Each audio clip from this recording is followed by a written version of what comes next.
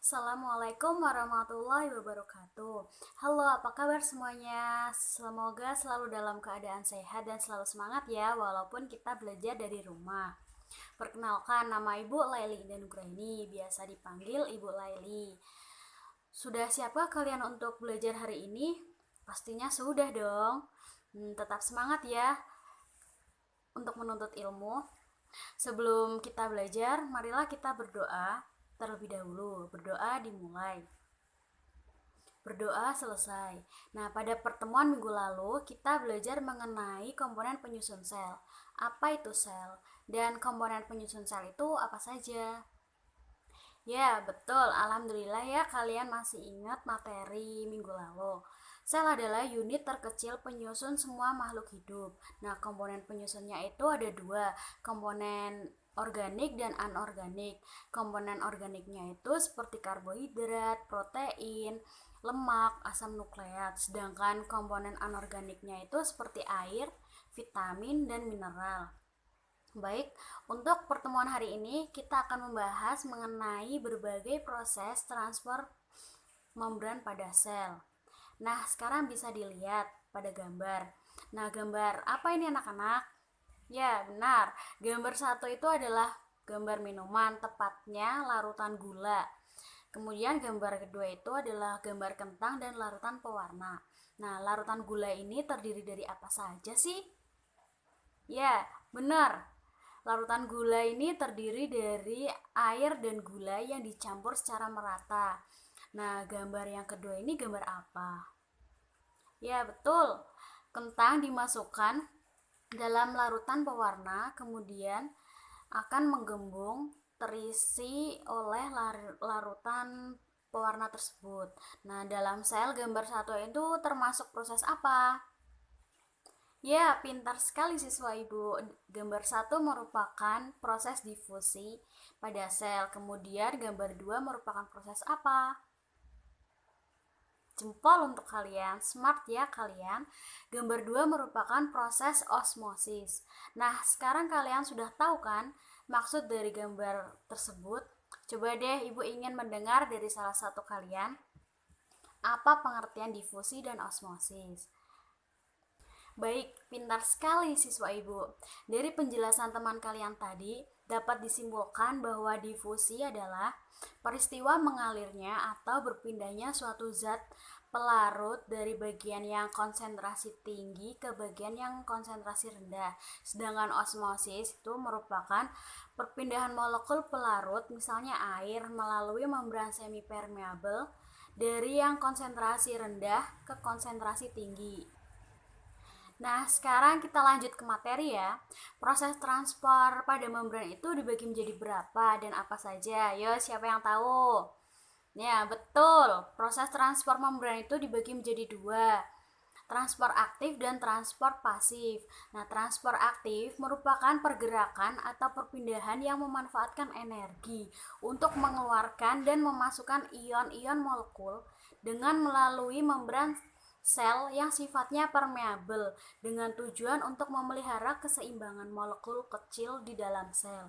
Nah, transport aktif ini merupakan jenis transport membran sel yang memerlukan energi dalam menjalankan aktivitasnya. Energinya itu berupa ATP, adenin trifosfat. Nah, transport aktif ini akan terjadi pemompaan yang memaksa zat untuk melalui membran dengan melawan gradien konsentrasi. Nah, suatu transport aktif ini bisa berhenti apabila sel yang diinginkan itu mengalami keracunan atau kehabisan energi. Nah, transport aktif ini itu meliputi apa aja sih? Nah, meliputi pompa ion, endositosis, dan eksositosis. Yang pertama itu pompa ion. Nah, pompa ion itu jika ada dua ion kalium yang masuk ke dalam sel, maka satu ion kalium harus dipaksa untuk keluar sel. Inilah alasannya mengapa transport aktif ini membutuhkan energi, karena jumlah ion kalium harus selalu lebih tinggi dibanding jumlah ion natrium. Kemudian yang kedua, endositosis. Nah, endositosis ini merupakan proses memasukkan zat makromolekuler ke dalam sel dengan cara membungkusnya dengan membran plasma. Nah, zat makromolekuler yang dipindahkan dalam bentuk padatan atau fagositosit ataupun berupa cairan atau pinositosis. Yang ketiga adalah eksositosis. Nah, eksositosis itu adalah proses mengeluarkan zat makromolekuler hasil metabolisme dari dalam sel keluar sel. Eksositosis ini dilakukan dengan cara membungkus zat makromolekuler dengan membran plasma lalu dikeluarkan dari sel. Kemudian transport pasif adalah sistem transportasi sel yang tidak menggunakan energi, melainkan secara langsung dan spontan.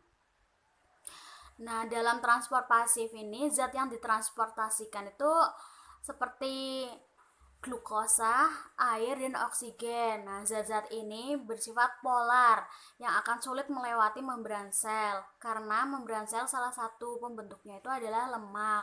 Nah, transport pasif ini terdiri dari difusi dan osmosis. Nah, difusi itu ada difusi terbantu dan difusi langsung. Difusi langsung merupakan proses berpindahnya suatu zat yang berkonsentrasi tinggi menuju zat yang memiliki konsentrasi lebih rendah, sehingga konsentrasi keduanya seimbang. Nah, difusi langsung ini terjadi secara spontan tanpa perantara dan energi. Difusi terjadi karena sifat dari molekul-molekul yang bergerak. Difusi ini terjadi pada transport oksigen dari luar ke dalam sel. Kemudian ada difusi terbantu. Difusi terbantu berlangsung ketika transport glukosa dari luar ke dalam sel dibantu perantara protein. Nah, difusi terbantu ini terjadi karena glukosa tidak bisa melewati membran sel dengan sendirinya. Agar glukosa bisa melewati membran sel dan masuk ke dalam sel itu, glukosa diikat dengan protein pembawanya. Kemudian ada osmosis. Osmosis merupakan perpindahan molekul pelarut, misalnya air, melalui membran semipermeabel dari bagian yang encer ke bagian yang lebih pekat atau dari bagian yang konsentrasi lebih rendah atau hipotonis ke bagian yang konsentrasi lebih tinggi atau hipertonis.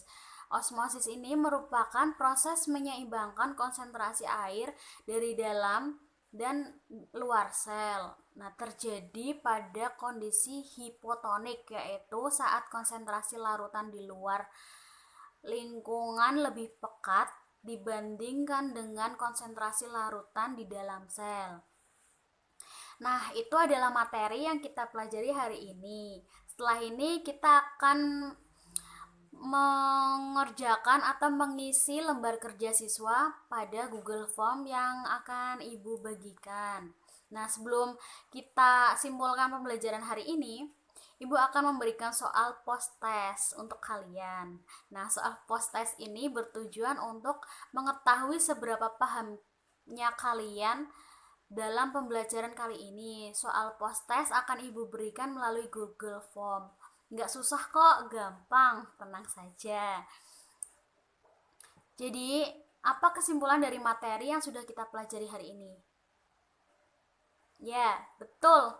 Kita sudah mempelajari tentang berbagai proses transport membran pada sel. Nah, transport membran ini dibedakan menjadi dua, transport aktif dan transport pasif. Nah, transport aktif ini yang membutuhkan energi. Contohnya seperti pompa ion, endositosis dan eksositosis, sedangkan transport pasif itu tidak membutuhkan energi. Nah, contohnya itu ada difusi dan osmosis. Nah, untuk materi pertemuan selanjutnya, kita akan mempelajari mekanisme dari masing-masing proses transport membran pada sel dan faktor yang mempengaruhi terjadinya transport membran pada sel. Nah, sekian pembelajaran hari ini. Semoga dapat bermanfaat. Tetap menjaga kesehatan ya, dengan mencuci tangan, menjaga jarak, dan selalu memakai masker saat keluar rumah. Untuk menutup pembelajaran hari ini, mari kita berdoa. Berdoa dimulai. Berdoa selesai. Terima kasih. Wassalamualaikum warahmatullahi wabarakatuh.